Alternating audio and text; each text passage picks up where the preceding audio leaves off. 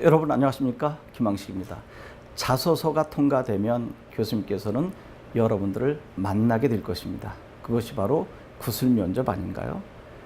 구술 면접의 질문의 요건은 첫 번째가 생활기록부로 바탕으로 작성한 자소서를 통해서 여러분들에게 궁금한 것을 묻는다는 것입니다. 조금 전에 생활기록부와 자소서 이야기를 했죠. 자소서 작성 시에 여러분들께 말씀드렸지만 반드시 생활기록부를 바탕으로 한 자소서 작성입니다.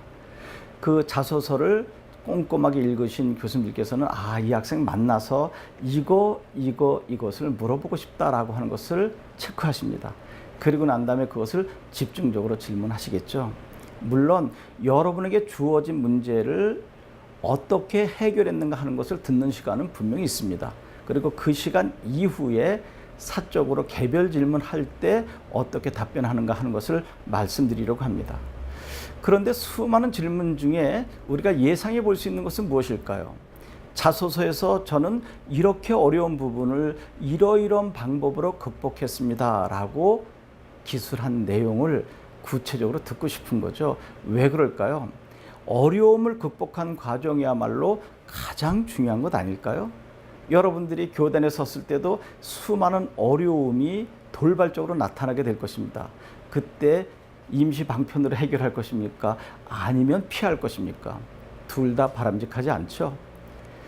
근본적인 문제를 정확하게 원인을 파악해서 해결해야 되는데 그 원인을 어떻게 파악해서 지혜롭게 해결해 나가는지 이것을 자소서에 기록한 것을 바탕으로 교수님께서는 직접 만나 듣고 싶은 것입니다.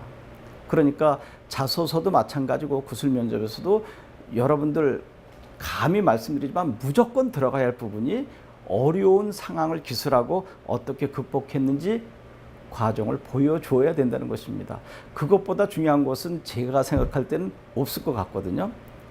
그러면 그 어려움을 어떻게 극복했는지 구체적으로 여러분은 교수님께 말씀을 드려야 되는데 그 말씀드리는 과정에서 여러분이 어설프게 답변한다거나 또 사실이 아닌 것을 사실인 것처럼 이야기하려고 즉 얼버무리거나 하게 되면 치명적인 결과를 갖게 되겠죠.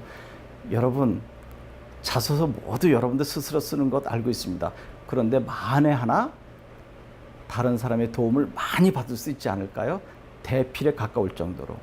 그래서 자소서는 통과됐지만 구술 면접에서 그 부분을 확인했을 때 여러분들이 답변하지 못한다면 조금 전에 말씀드린 입에 담기도 힘든 치명적인 부정적 결과를 얻게 될 것입니다. 그래서 혹자는 이렇게 이야기합니다. 자소서를 여러분이 남의 도움을 받았든 여러분 스스로 썼든 구술 면접 보기 전까지 100번 정도는 정확하게 읽고 분석해서 예상되는 답변을 준비해야 되지 않겠는가라고 이야기까지 합니다. 이런 사례가 있었습니다. 자소서에 이러이러한 부분이 긍정적으로 평가돼서 무슨 상을 받았습니다 라고 한 적이 있거든요. 그래서 교수님께서 실제로 그 상이 어떤 상이었고 어떻게 노력해서 받은 거니 그랬더니 이 학생이 저 그런 상 받은 적 없는데요. 무슨 일일까요? 생활기록부에는 그 상이 분명히 기록되어 있습니다. 그리고 그것을 바탕으로 누군가가 자소서를 도와줬겠죠. 이 학생은 자기가 무슨 상을 받았는지도 모르고 자소서에 어떻게 기록되어 있는지도 모르는 상태 속에서 제출한 것입니다. 이런 경우는 많지 않겠지만 실제로 이러한 사례가 있었음을 입학사정관들이 설명회 때 말씀하시곤 합니다. 여러분 자소서 시간에 분명히 말씀드렸습니다. 1번, 2번, 3번, 4번 문항이 모두 한 사람의 자소서가 되어야 된다는 것입니다.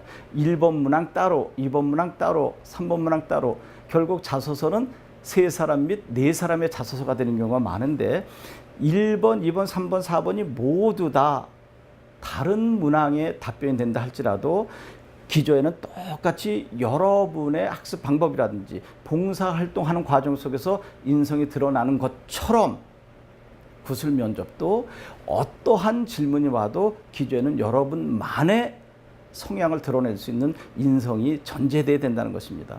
어떤 질문이 와도 이때는 이렇게 저렇게 하는 것이 아니라 똑같은 기조, 어떤 상황이 와도 나는 배려심을 발휘했고 남을 이해하는 입장에 서 있다라고 한다면 늘 그와 같은 기저로 그것을 바탕으로 말씀을 드려야 된다는 것을 이번 시간에 각별하게 말씀드립니다.